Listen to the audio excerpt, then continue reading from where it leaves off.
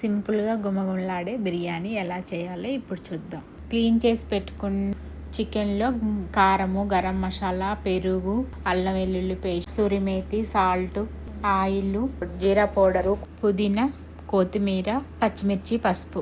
Chicken బాగా కలుపుకోవాలి. కలిపిన తర్వాత కవర్తో క్లోజ్ చేసి ఒక 1 అవర్ ఫ్రిడ్జ్లో పెట్టేసుకోవాలి. మీ దగ్గర టైం లేకపోతే వెంటనే బిర్యానీ చేసేసుకోవచ్చు. 1 అవర్ తర్వాత వాటర్లో బిర్యానీ మసాలాలన్నీ వేసుకోవాలి. వాటర్ మరిగేలోపు గిన్నెలో ఆయిల్ వేసుకోవాలి. తర్వాత మనం మ్యాగ్నేట్ చేసి పెట్టుకున్న చికెన్ తీసుకొని ఆ గిన్నెలో వేసుకొని కొంచెం అటు ఇటు పచ్చివాసన పోయే వరకు కలుపుకోవాలి. వేయించి పెట్టుకున్న ఆనియన్స్, జీడిపప్పు వేసుకోవాలి. 5 మినిట్స్ వరకు ఉడికించాలి. ఈలోపు మరుగుతున్న వాటర్లో 1 స్పూన్ సాల్ట్, నానబెట్టుకున్న బియ్యాన్ని వేసుకొని హాఫ్ బాయిల్ అయ్యే వరకు ఉడికించుకోవాలి. ఇప్పుడు చికెన్లో హాఫ్ బాయిల్ అయిన రైస్ను ఈవెన్గా వేసుకోవాలి. కొంచెం నెయ్యి, బ్రౌన్ ఆనియన్స్, కొత్తిమీర వేసుకొని ఆవిరి బయటికి పోకుండా తడి క్లాత్ చుట్టేసుకొని దానిపైన మూత పెట్టేసుకొని బరువు పెట్టాలి. గిన్నె కింద ఒక మందపాటి దోశ పెనం పెట్టేసుకొని స్లోగా కుక్ చేసుకోవాలి. 15 మినిట్స్ తర్వాత వేడి వేడి బిర్యానీ రెడీ.